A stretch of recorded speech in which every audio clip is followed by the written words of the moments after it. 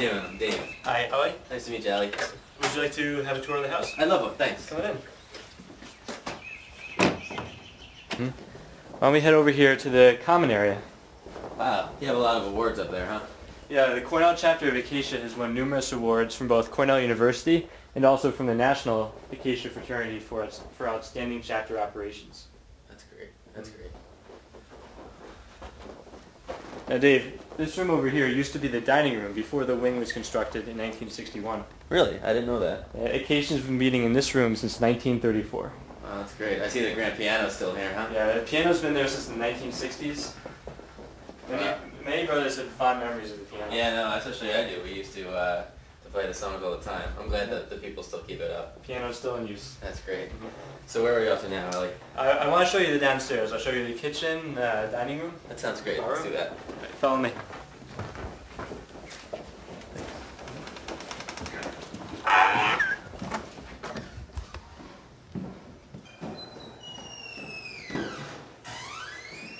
Oh wow, dining room looks great.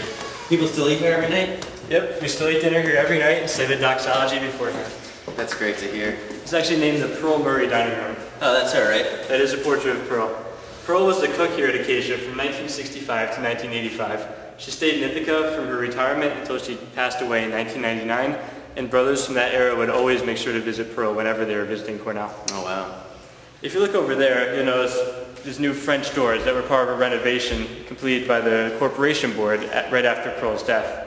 These doors were very expensive, and so as part of a fundraising effort, the board appealed to brothers from that era by deciding to name the room after Pearl.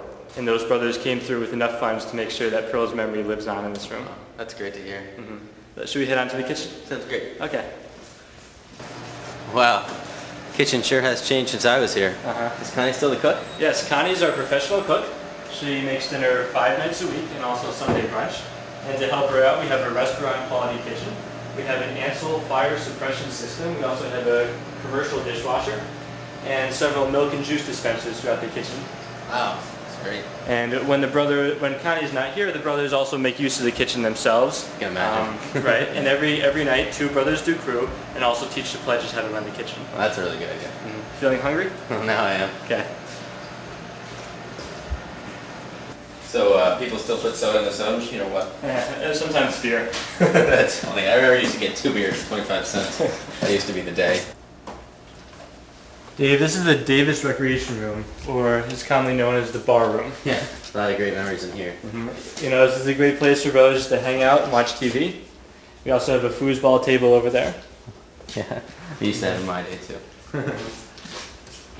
So, would you like something to drink? I would, sure. Okay. So, what would you like to drink? Have a whiskey sour there, Ali. Sure. You notice, Dave, you're at the longest bar in the Ivy League. Back in my day, it seemed like it was a lot longer, but whatever. Well, even at its current length, it's still undisputed as the longest bar. That's funny. If you look off to your left, we have our pool table, which doubles as a beer pong table. Or is it a beer pong table that sometimes doubles as a pool table? I think it depends on the night of the week. Oh yeah, the party's still pretty crazy here, huh? Yeah, I mean, last week we had our annual Night in the Nile party, which was so popular we had to turn people away at the door. That's nutty. I remember when everybody used to be able to fit in there. Well, nowadays we have to use both the bar room and the dining room for parties. There's so many people. Oh, that's really good to hear. Well, how about that drink? Sure. Now, Dave, as you remember, the wing has 8 rooms, most of which are doubles. Yeah, I remember. I used to live down here. So what do they look like these days? Well, hopefully I'll be able to give you a glimpse into one of our doubles right up here. That'd be great. Here we go. Great. So as you can see, it's a pretty standard college double. It has plenty of space for a couple beds. It looks like they chose to loft one of the beds. They have 2 desks, complete with computers. Also a nice closet. Oh, wow, that's great. Looks like the brothers get along pretty well out here. Yeah, it's a very friendly atmosphere in the wing. That's great. Can you show me some of the other places the guys live? Sure, why don't I show you the upstairs rooms? That'd be great. Okay.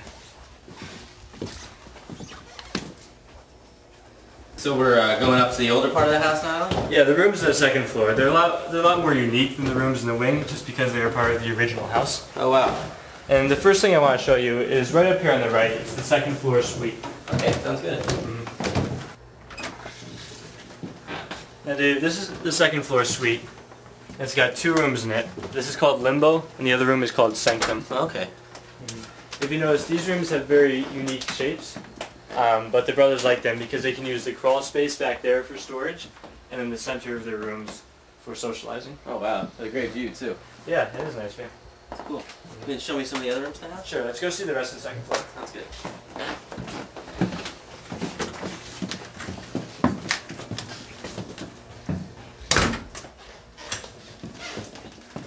This is the second floor hallway. Right here you'll see the office. Oh wow, this is a lot cleaner than I remember it. I guess we've really cleaned it up a little bit. Yeah, you can finally see the floor. Let's keep going. Now up here on the left you'll see the front room. This here the front room's a double. Oh wow, it's a nice room.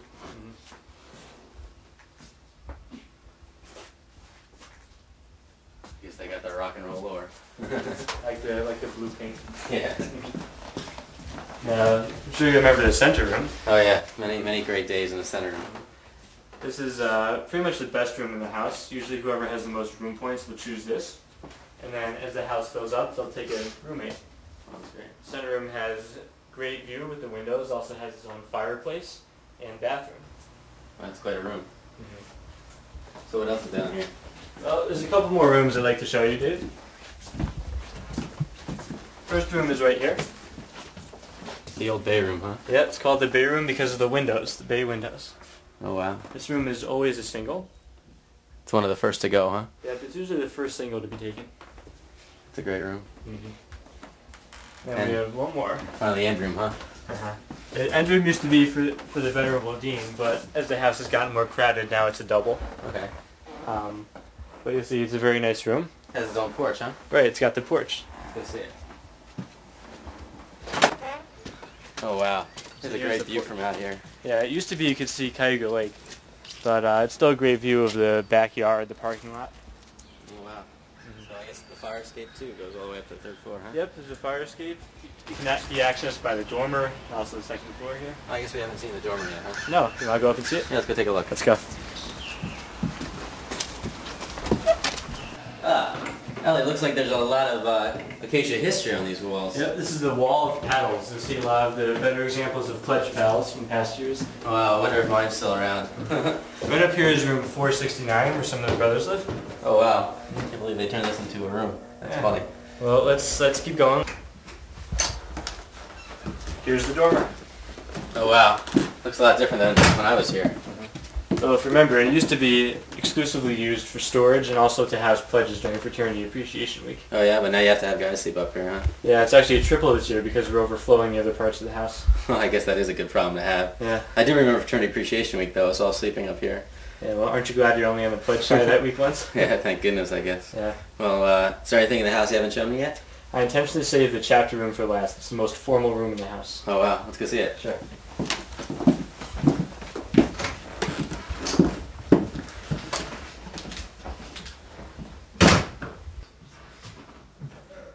And if I had a nickel for every time I walk down this staircase. Right over here is the chapter room.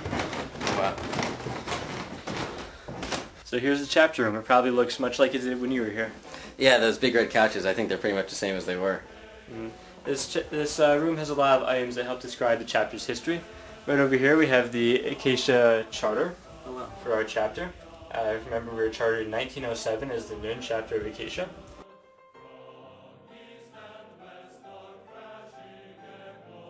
We also have Acacia's mission. Above the fireplace we have a very nice drawing of Northcote, our home. Wow, that's a beautiful picture.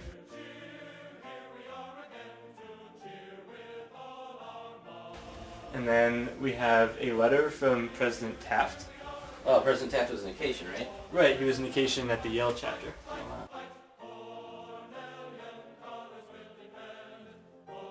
And he came to visit the Cornell chapter. So what are all these photos of? Well, we have various pictures throughout the room of notable Cornell Acacia alumni. And we also have some older composites and a picture from a conclave. Oh wow. Well, looks like you guys are really keeping the chapter in great shape. It's a very important part of our history. Well, thanks so much, Ellie, for the tour. I really appreciate it.